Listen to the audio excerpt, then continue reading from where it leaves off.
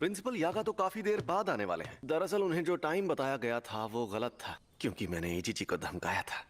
उस दिन के लिए आपका शुक्रिया। कौन से दिन की बात कर रहे हो? इतने भोले क्यों बन रहे हैं बाबा जी? आजकल के नौजवान, इन्हें इज्जत से बात करनी नहीं आती। इतनी इज्जत तो मैं अपने दादाजी को भी नहीं देता। आजकल के बूढ़े लोग खुद को बड़ा तोप समझते, मुझे बड़ा गुस्सा आता है।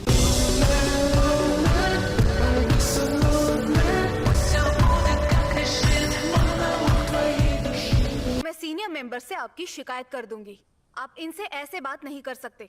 हाँ तो कर दो शिकायत। वैसे भी मुझे यहाँ बैठने का कोई शौक नहीं है। तो कल रात मुझ पर 2 अनजान अव्वल दर्जे की शक्तियों ने हमला किया। मुद्दा यह है कि वो 2 शक्तियाँ साफ साफ बातचीत कर सकती थी। शायद उनके और भी साथी हैं जो उनके जितने ही ताकतवर होंगे। ये तो बहुत बुरा हुआ। अरे बुरा बुरा कुछ नहीं हुआ। मेरे लिए तो उनसे लड़ना लूडो खेलने जितना आसान था।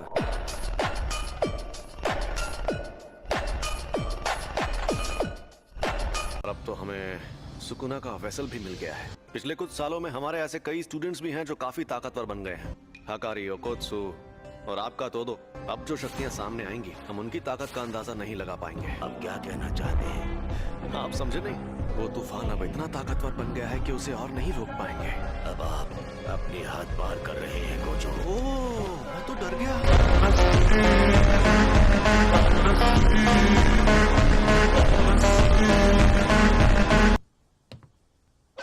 और हाँ, प्रिंसिपल यागा यहाँ 2 घंटे बाद आने वाले हैं। मेरे लिए कप चाय ले आओ। Yes sir. अगर जल्दी भागकर जाऊं तो उनके साथ सेल्फी ले सकती हूँ।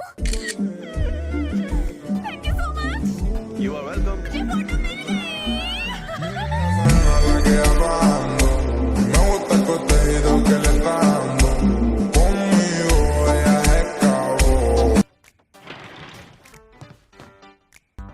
मेरी चाय।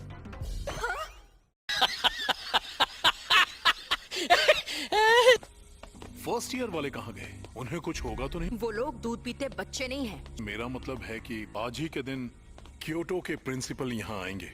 मीटिंग में स्टूडेंट्स का आना वैसे जरूरी नहीं है। तुम्हारा मतलब माई भी साथ आएगी? ऐसा हो सकता है। वैसे भी क्योटो के वो बूढ़े सर सबके सामने कोई तमाशा नहीं करना चाहेंगे। एक प्रिंसिपल को अपनी इज्जत की फिक्र होती है, लेकिन स्टूडेंट्स को ये फिक्र नहीं होती। ये लोग यहाँ और वेंडिंग मशीन नहीं लगा सकते? उन्हें संभालने के लिए बहुत सारे वर्कर्स चाहिए। जेनिन सीनिया। ये भी जेनिन है। आप यहाँ क्या कर रही हैं? मुझे सरनेम से मत बुलाओ फुशिगुरो। तो कुछ और थर्ड ईयर वालों की जगह इनसे कंपटीशन करवाओगे? वो यूजी आधा शापित शैतान था। वेसल तो बस बोलने की बात है। अब वो मर गया है तो तुम्हें अच्छा लग रहा होगा, क्यों? मैं बस यहाँ देखने आया हूँ कि योकुत्सु की जगह लेने लायक है या नहीं। तुम ही फुशिगुरो हो ना? और तुम्हें कैसी लड़कियाँ पसंद हैं?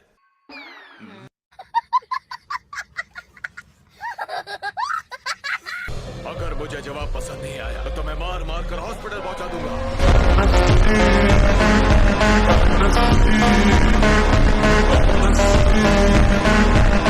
मैं जिस इंसान को जानता तक नहीं, मैं उससे अपनी पसंद की लड़की के बारे में क्यों बात करूं? क्योटो थर्ड ईयर दो आओई।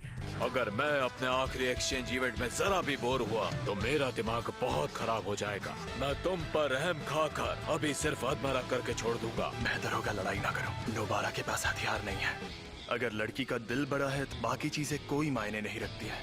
तुम बोरिंग हो फुशिगुरो।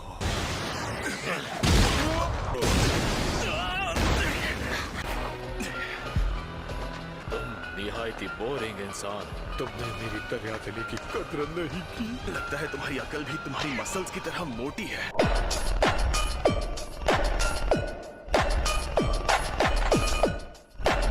जो 1 साल पहले गेटो नाम के जादूगर के टेरर अटैक से लड़ा था। तोदो। ये वही तोदो है जिसने अकेले 5 पहले दर्जे की और 1 अव्वल दर्जे की शक्ति को खत्म किया था। सुना है तुम शापित तकनीक इस्तेमाल नहीं करते। अव्वल दर्जे की शक्तियों पर करता हूँ। यानी पहले दर्जे की शक्तियों तक नहीं करता? तो चलो आ जाओ।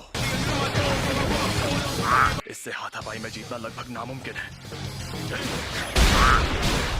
इसकी फुर्ती तो पहले से ज्यादा और बढ़ गई है।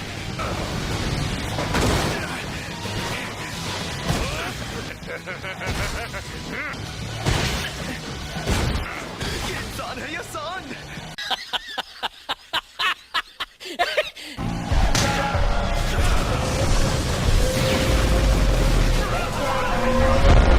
Thank you.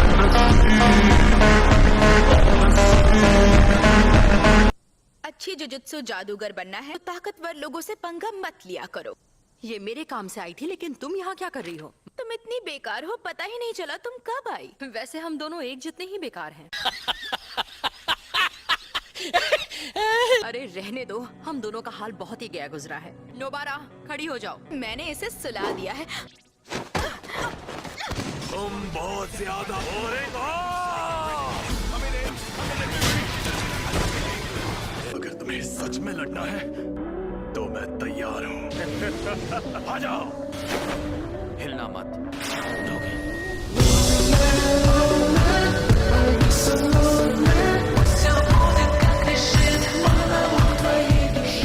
ये तुम दोनों क्या कर रहे हो?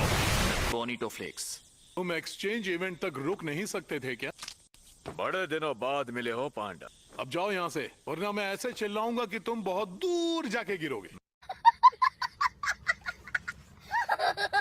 तुम्हारे आने से अब लगता है मैं बहुत ज्यादा बोर नहीं होने वाला हूँ। कंपटीशन में जरूर आना। मेरी जैकेट तो यहाँ है, तुम यहाँ पर मजे कर रही हो। तुम्हें क्या पता, मैं इसे मारने ही वाली थी। मुझे टोक्यो में जरूरी काम भी करने हैं। मुझे मिस तकादा से हाथ मिलाने जाना है।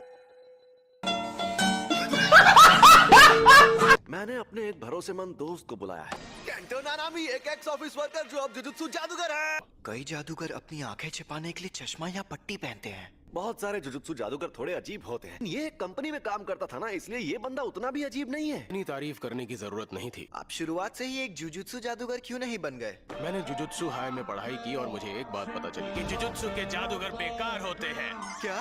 फिर उसके बाद मैं एक कंपनी में काम करने लगा और मुझे एक बात पता चली कि सारी कंपनीज भी बेकार होती है। एक और बात, मुझे इस पर और इसकी ताकत पर पूरा यकीन है, लेकिन मैं इसकी इज्जत नहीं करता।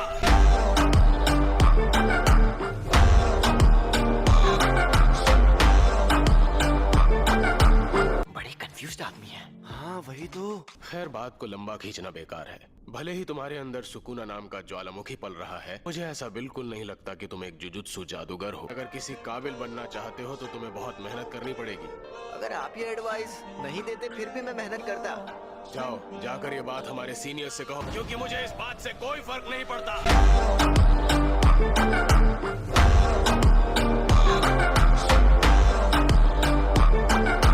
इंसानों की नेगेटिव एनर्जी की वजह से ही शापित शक्तियाँ पैदा होती हैं। बहुत सारे लोगों के मन में एक ही जैसा डर, अच्छा जैसे फेमस मॉन्स्टर्स और घोस्ट स्टोरीज का डर। जुजुत्सु जादूगर इन सबको अव्वल दर्जे के संभावित शैतान कहते हैं। लोग सिर्फ ऐसी खौफनाक कहानियों से ही नहीं, ऐसी बहुत सी चीजें हैं जिनसे डरते हैं, जैसे toilet bound Hanako san, the 9-tailed fox वगैरह वगैरह।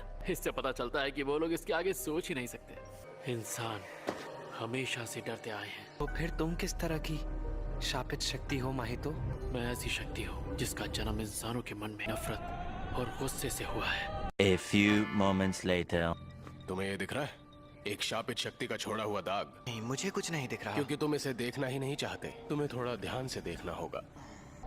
हाँ, मुझे दिख रहा है। एक अच्छा जादूगर इन्हें देखने से पहले महसूस कर लेता है। हो सकता है ये सब उस लड़के ने ही किया हो, लेकिन उसके चांसेस बहुत ही कम है।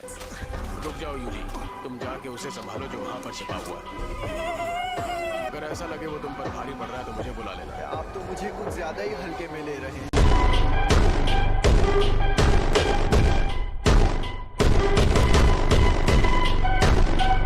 मुझे बच्चा समझने के बजाय कमजोर समझते तो ज्यादा बेहतर होता। मुझे जान दांव पर लगाकर तुम्हारी हिफाजत करनी होगी।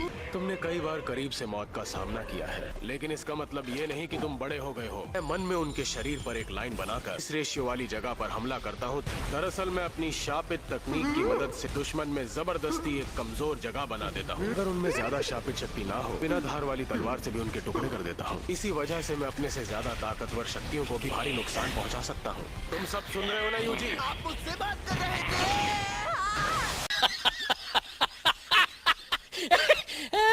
आप दुश्मनों के सामने ये बातें क्यों बता रहे हैं? जादू के उसूलों की वजह से अपनी तकनीक के बारे में बताने से वो और कारगर बन जाती है।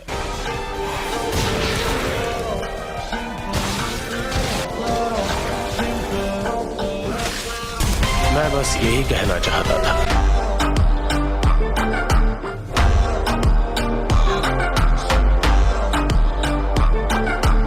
धार वाले किनारे से टुकड़े कर दिए। एक तो इन्होंने अपनी तलवार पर कवर लपेटा हुआ है। क्या बात है। यूजी, जरा अपने पीछे देखो।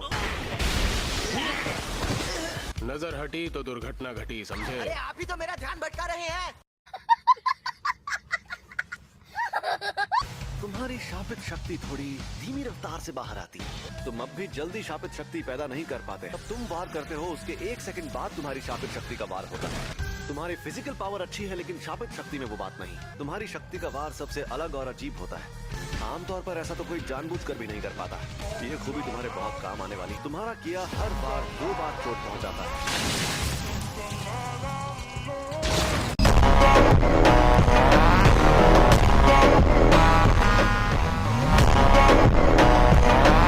इसकी फिजिकल पावर तो लाजवाब है। ये अभी और बेहतर बन सकता है।